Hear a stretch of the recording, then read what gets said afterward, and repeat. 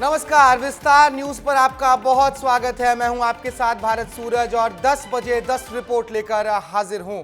10 बजे 10 रिपोर्ट में आज किन 10 बड़ी खबरों पर हम बात करेंगे, सबसे पहले आपको हम वो बता दें।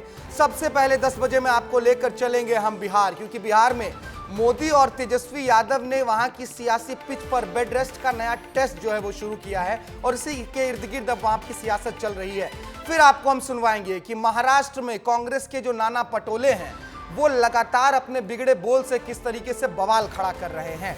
तीसरी और महत्वपूर्ण कहानी होगी फूलपुर की, क्योंकि फूलपुर के माफ कीजिएगा आजमगढ़ की, क्योंकि फूलपुर में जो भगदड़ हुई थी समाजवादी पार्टी के मुखिया अखिलेश यादव के रैली में, सेम वही भगदड़ अब आजमगढ़ में भी देखने को मिली है। तो ये भगदड़ के पीछे की कहानी क्या है ये भी हम आपको बताएंगे। और फिर आपको मध्य प्रदेश लिए आएंगे, क्योंकि मध्य प्रदेश में कांग्रेस अब एक मास्टर प्लान बनाने जा रही है ताकि उसके संगठन को थोड़ी बहुत मजबूती मिल सके।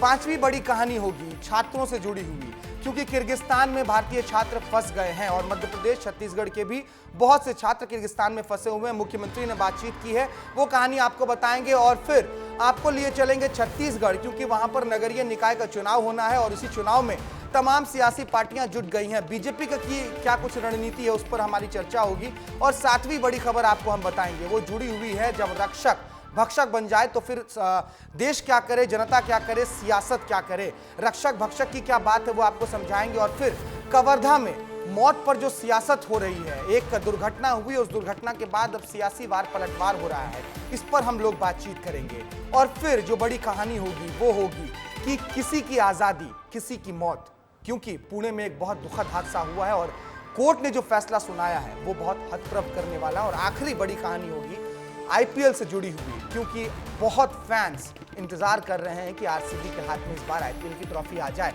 तो शुरुआत कर रहे हैं 10 बजे 10 रिपोर्ट की और आपको लेकर चल रहे हैं पहले हम बिहार, क्योंकि प्रधानमंत्री बिहार जाएं और उनके स्वागत में वहां पर तेजस्वी यादव उनके लिए तीखे बयान ना दे, ऐसा तो कभी हो नहीं सकता। इस बार भी जब प्रधानमंत्री नरेंद्र मोदी अपने 7वें दौरे पर बिहार पहुंचे, मोतिहारी में वो उन्होंने जनसभा को संबोधित की, महाराजगंज सिवान में भी वो जनसभा को संबोधित कर रहे थे। तो इस बीच तेजस्वी यादव लगातार अपने शाब्दिक बाणों से पीएम पर तीखे वार कर रहे थे। अब पीएम और तेजस्वी के सियासी वार में बेड रेस्ट की पॉलिटिक्स कहां से घुस गई है, इसको समझना है तो हमारी इस रिपोर्ट को बहुत ध्यान से देखिए। पीएम मोदी छठे चरण के चुनाव के आगाज के साथ जैसे ही अपने 7वें दौरे पर बिहार पहुंचे, संदेश बिल्कुल स्पष्ट हो गया कि एनडीए की नजर इस बार भी बिहार के 40 सीट पर है। इन सब के बीच बिहार में समूचे विपक्ष को अपनी कमर पर लाद कर चल रहे आरजेडी नेता तेजस्वी यादव ने पहले ही पीएम मोदी को चैलेंज कर दिया कि अगर प्रधानमंत्री ने 10 सालों में मुझसे ज्यादा नौकरियां बांटी होंगी तो मैं राजनीति से संन्यास ले लूंगा। हालांकि फिलहाल तेजस्वी की कमर में दर्द है, डॉक्टर ने बेड रेस्ट की सलाह दी है, लेकिन तेजस्वी यादव ने साफ कह दिया है कि पहले 4 जून को नतीजे आ जाए, मोदी सरकार को बेड रेस्ट पर भेज दूं, फिर जाकर मैं आराम करूंगा।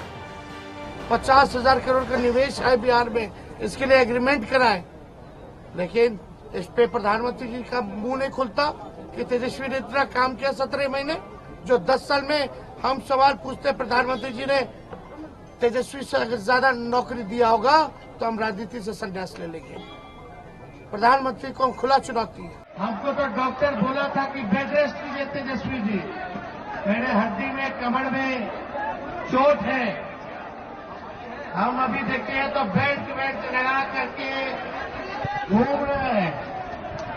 यहाँ देखिए आप बेल्ट लगा के सुइया लेकर के कि अभी तेजस्वी बेड रेस्ट लेगा जब तक मोदी जी को हम हटा नहीं देते।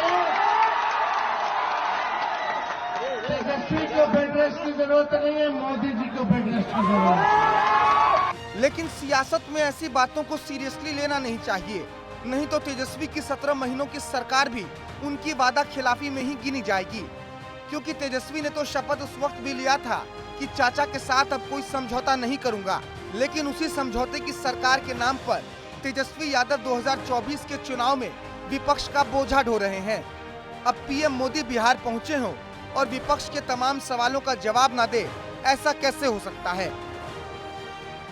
यहाँ कोई घूम घूम कर कह रहा है कि 4 जून के बाद मोदी को बेड रेस्ट होगा।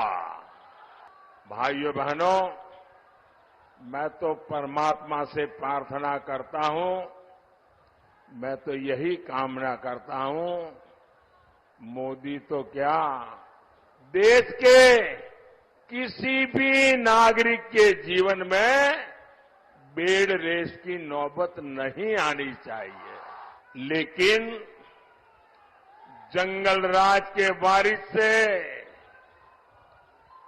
और अपेक्षा भी क्या की जा सकती है। अब किसके गले में जीत का जेवर होगा और किसका तेवर बेड रेस्ट करने जाएगा, ये तो 4 जून के नतीजे ही बताएंगे। लेकिन एक बात तो सही है कि राजनीति में शब्दों की धार और बयानों की वार सबसे जरूरी चीज होती है, और सियासत में शब्दों का तड़का बिहार से बेहतर कहीं लग नहीं सकता। ब्यूरो रिपोर्ट, विस्तार न्यूज। हालांकि ये सच बात है कि सियासत में शब्दों का तड़का बिहार से बेहतर कहीं लग नहीं सकता, लेकिन इसमें एक और चीज भी है कि बिहार में पिछले कुछ दशकों में शब्दों के अलावा सियासत ने कुछ बिहार को दिया भी नहीं है। अगर दिया होता तो फिर बिहार से जो भर भर के ट्रेनें अलग अलग प्रदेशों में मजदूरी करने के लिए जाती हैं वो फिर नहीं जा रही होती, वैसी तस्वीर हम नहीं देख पाते। खैर, बिहार से अब आपको लिए चलते हैं हम महाराष्ट्र, क्योंकि महाराष्ट्र में कांग्रेस अध्यक्ष नाना पटोले ने फिर एक बार अपने पिटारे से विवादित बयान निकाला है और इस बार उन्होंने अपने निशाने पर रखा योगी आदित्यनाथ को। लेकिन कांग्रेस के नाना और कांग्रेस के जो नाना पटोले साहब हैं, माफ कीजिएगा, ये साहब जब भी अपने मुंह से कुछ बयान निकालते हैं वो सीधा वार उन नेताओं या राजनेताओं पर तो नहीं करते, लेकिन हर बार किसी न किसी आस्था पर चोट जरूर कर देते हैं। क्या कहा है इस बार नाना पटोले साहब ने, समझ लीजिए हमारी इस खास रिपोर्ट में। इस तरह की बात करते हैं तो सीता जी को छोड़ने को रावण जब आए थे तो भी भगवे कपड़े पहन के आए थे। सीता जी को छोड़ने को रावण जब आए थे तो भी भगवे कपड़े पहन के आए थे। सफेद कुर्ते में सनातन के भगवा पर मटमैली बयानबाजी कर रहे ये जनाब महाराष्ट्र कांग्रेस अध्यक्ष नाना पटोले हैं। महाराष्ट्र में कांग्रेस की सूनी पड़ी राजनीतिक इमारत में नाना पटोले आजकल अक्सर बैठकर विवादास्पद राग अलापते रहते हैं। बहरहाल यहाँ कांग्रेस के नाना उत्तर प्रदेश के मुख्यमंत्री योगी आदित्यनाथ के उस बयान के संदर्भ में अपनी टिप्पणी दे रहे हैं जिसमें योगी ने मोदी सरकार बनने के बाद पाकिस्तान ऑक्युपाइड कश्मीर को भारत में शामिल करने की बात कही थी। नाना पटोले चाहते तो योगी के इस राजनीतिक बयान पर सियासी पलटवार करके अपने मुखारबिंद को आराम दे सकते थे, लेकिन क्या करें, ये कांग्रेस पार्टी है जो राम मंदिर के प्राण प्रतिष्ठा पर भले अयोध्या न पहुंची हो, लेकिन हर बार इनकी बयानबाजियों में जिक्र राम मंदिर का ही होता है, सनातन और भगवा का ही होता है। अब तो पाकिस्तान को, पाक अधिकृत कश्मीर को बचाना मुश्किल हो रहा है। आप देखना, चुनाव के बाद मोदी जी को तीसरी बार प्रधानमंत्री बनने दीजिए, अगले 6 महीने के अंदर आप देखेंगे कि पाक अधिकृत कश्मीर भी भारत का हिस्सा हुआ। लेकिन तुमने क्या किया, 10 साल में जो चावल भी दे रहे, जो अन्न सुरक्षा कानून जो डॉक्टर मनमोहन सिंह साहब ने बनाया था उस आधार पे तुम दे रहे हो, वो भी चाइना से प्लास्टिक का चावल लाके मिलाकर लोगों को खिला रहे हो। उसमें योगीनाथ क्यों नहीं बोल रहे हैं? इस तरह की बात करते हैं तो सीता जी को छोड़ने को रावण जब आए थे तो भी भगवे कपड़े पहन के आए थे। सीता जी को छोड़ने को रावण जब आए थे तो भी भगवे कपड़े पहन के आए थे। हालांकि ये पहली बार नहीं है जब नाना पटोले ने एक विशेष आस्था को ठेस पहुंचाने वाला बयान दिया हो। इससे पहले भी महाराष्ट्र के नाना अयोध्या जी में राम मंदिर के शुद्धिकरण की बात कह चुके हैं और बवाल उस वक्त भी हुआ था। कांग्रेस पार्टी की सरकार, जो इंडिया आघाड़ी की सरकार आई, तो बिल्कुल मंदिर का शुद्धिकरण किया जाएगा, क्योंकि हमारे सनातन धर्म में घर में अगर माँ पिताजी कोई एक्सपायर्ड होते तो सर मुंडाना पड़ता है, पूरी विधियाँ होती है। लेकिन नरेंद्र मोदी जी ने वो न करते हुए जिस तरह से रामलला के प्राण प्रतिष्ठा की है, वो हमारे देश के हमारे शंकराचार्य ने भी उनका विरोध किया है। गौरतलब है कि उड़ीसा में जब संबित पात्रा की जुबान फिसलती है तो कांग्रेस तुरंत उस पर सियासी चोट करने से बाज नहीं आती। लेकिन अफसोस, जब महाराष्ट्र में बैठे कांग्रेस के नाना राम मंदिर और आस्था के रंग भगवा पर चोट करते हैं तो कांग्रेस पार्टी उनके शुद्धिकरण पर विचार नहीं करती। ऐसे बयानबाजियों से तुष्टीकरण हो सकता है या नहीं, ये तो कांग्रेस के नाना ही बताएंगे। लेकिन एक बात तो तय है कि ऐसे बयानबाजियों से कांग्रेस जनता के बीच अपनी पैठ नहीं बना सकती। ब्यूरो रिपोर्ट, विस्तार न्यूज। हालांकि इसी कांग्रेस पार्टी में कई ऐसे भी राजनेता हैं जो ये मानते ही नहीं कि रामायण कभी हुआ भी था, राम कभी अस्तित्व में भी रहे थे, सीता माता कभी अस्तित्व में भी थी। लेकिन फिर इसी कांग्रेस के नाना पटोले भी हैं कि कोई मौका ही नहीं छोड़ते राम मंदिर, राम या सीता या भगवा पर निशाना साधने का, आस्था को ठेस पहुंचाने का। खैर, इस पर तो कांग्रेस को विचार करना है कि नाना साहब को समझाया जाए या फिर नहीं, लेकिन हम आपको लिए चलेंगे प्रयागराज, क्योंकि वहां भी कुछ समझ नहीं आ रहा है। किसे? राहुल गांधी को और अखिलेश यादव को, क्योंकि अभी प्रयागराज के फूलपुर की भगदड़ को 2 दिन भी नहीं हुए थे और अखिलेश की जो अभी रैली हुई है उसमें फिर भगदड़ मच गई और इस बार तो जूते चप्पल तक चलने की नौबत आ गई है। पुलिस ने लाठीचार्ज किया। अखिलेश यादव हालांकि लगातार आजमगढ़ की रैली में अपने समर्थकों को समझाते रहे कि रुक जाइए, ऐसे मत कीजिए, भगदड़ मत कीजिए, गलत मैसेज जा रहा होगा। लेकिन उनके समर्थक थे कि उतारू थे, हम तो वहीं पहुंचेंगे जहां पर आप खड़े हैं। बाद में हुआ कुछ नहीं, वहां से समाजवादी पार्टी मुखिया अखिलेश यादव को भागना पड़ गया और समर्थक पिटते रह गए। क्या कुछ हुआ, समझिए हमारी इस खास रिपोर्ट में। प्रयागराज के फूलपुर में हुई रैली की भगदड़ की बात को अभी जुम्मा 2 दिन ही हुए थे कि अब फिर से यूपी के लाल अखिलेश की रैली में चप्पल, जूते और भगदड़ की खबर सामने आई है। इस बार ये पूरा वाकया यूपी के ही आजमगढ़ में हुआ है। पिछली बार तो समाजवादी पार्टी के झंडों को ही पैरों तले कुचला गया था, लेकिन इस बार तो जूते चप्पल तक चलने की नौबत आ गई। और माननीय राष्ट्रीय अध्यक्ष को सुनने के लिए आए हैं। कांग्रेस के लोगों से मेरी निवेदन है, फोर्स के लोगों से मेरी निवेदन। जूते चप्पल की बात को तो जाने दीजिए, यहाँ तो लोग एक दूसरे पर ईंट फेंकते नजर आए। बेकाबू भीड़ ने ना आओ देखा ना ताओ और बैरिकेडिंग तोड़कर मंच पर जाने का प्रयास करने लगे। बस जैसे ही इस भीड़ ने अपने बेकाबू विवेक का परिचय दिया तो पुलिस ने भी अपनी लाठी से इन सब के विवेक पर चढ़े भूत को उतार दिया। हालांकि सपा प्रमुख अखिलेश यादव लगातार लोगों से शांति रखने की अपील करते नजर आए।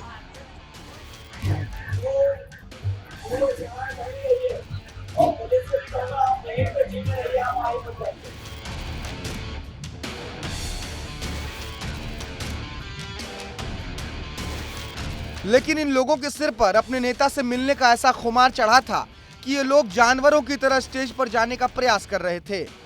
अब देखना दिलचस्प होगा कि बार बार हो रहे ऐसे वाक्यों के बाद आने वाली रैलियों में लोग इससे सबक लेते हैं या फिर से अखिलेश की रैली में कुछ ऐसा ही बवाल देखने को मिलता है। ब्यूरो रिपोर्ट, विस्तार न्यूज। इस बेकाबू भीड़ को देखकर अखिलेश यादव को अच्छा तो लगा होगा कि कम से कम इतना समर्थन हमें मिल रहा है। खैर, वापस हम आपको लेकर आ रहे हैं मध्य प्रदेश, क्योंकि यहाँ पर कांग्रेस जो है एक्टिव मोड में आ गई है। विधानसभा चुनाव में हार मिली थी, अभी लोकसभा चुनाव बीत चुके हैं, तो उनको लग रहा होगा कि शायद अभी भी संगठन में काम करना बहुत बाकी है, बहुत जरूरी है। क्या कुछ प्लान कर रही है मध्य प्रदेश कांग्रेस, समझिए इस खास रिपोर्ट में। लगता है विधानसभा चुनाव की हार और नेताओं के पलायन के बाद मध्य प्रदेश में कांग्रेस की नींद खुल गई है।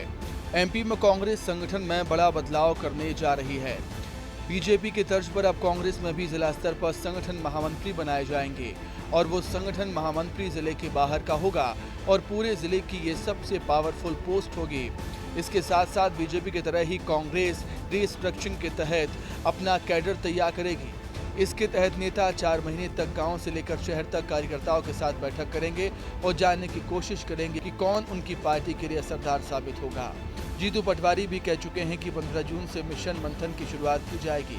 पिछले कुछ महीनों में पार्टी में मची भगदड़ के बाद कांग्रेस अपने संगठन को मजबूत करने के लिए ये पहला प्रयास कर रही है और कांग्रेस के इस पूरे प्लान को भी एक बार समझ लेते हैं। 4 महीने में नए सिरे से पार्टी को खड़ा करने की तैयारी है।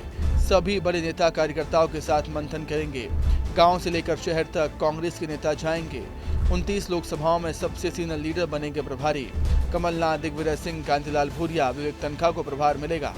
महिला Congress, youth Congress, NSUI, ST Congress, SC Congress को मिलाकर बनेगा कोर ग्रुप। सितंबर-अक्टूबर के पहले हफ्ते में होगा कांग्रेस का 3 दिवसीय अधिवेशन।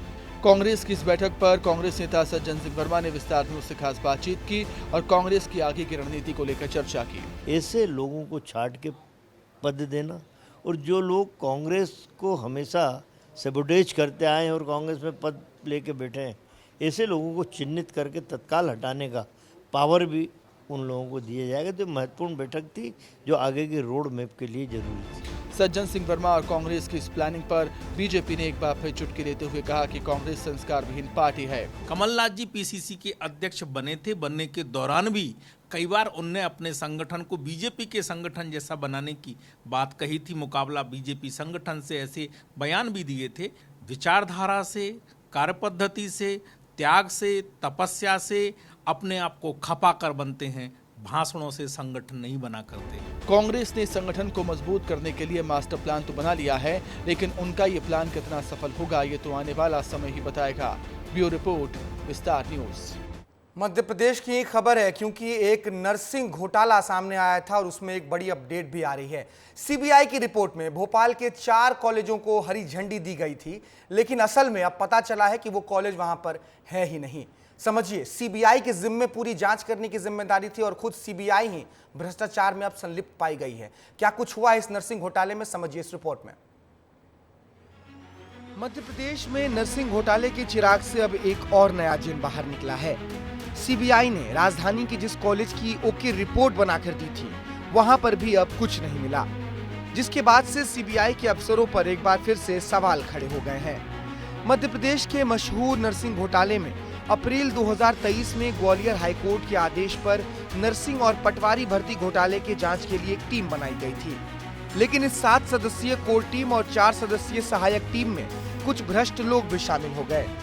अब जरा आप ही सोचिए, जब देश की सबसे भरोसेमंद जांच संस्था सीबीआई के लोगों के हाथ ही भ्रष्टाचार के रंग में रंगे हो तो फिर क्या ही बात की जाए। अब तक इस पूरे मामले में 2 सीबीआई ऑफिसर राहुल और सुशील और उसके साथ 2 प्रिंसिपल गिरफ्तार हो चुके हैं, लेकिन अभी भी इस केस में बहुत सी परतें खुलनी बाकी है। अब तक इस पूरे मामले में कितने लोग गिरफ्तार हो चुके हैं, जरा उस पर नजर डाल लेते हैं। नर्सिंग घोटाले में अब तक 13 लोगों की गिरफ्तारी हो चुकी है और ये 13 लोग कौन कौन हैं ये आपको बता देते हैं। राहुल राज और सुशील कुमार मजोका सीबीआई निरीक्षक गिरफ्तार हो चुके हैं। सुमा भास्करन मलय नर्सिंग कॉलेज की प्रिंसिपल है, भोपाल से ये भी गिरफ्तार हो चुकी हैं। अनिल भास्करन मलय नर्सिंग कॉलेज के chairman. Ravi Bhadauria RD memorial college Indore, Jalpana Adhikari प्राचार्य भाभा यूनिवर्सिटी भोपाल। सचिन जैन इस पूरे मामले में दलाल, ये भी गिरफ्तार हो चुके हैं।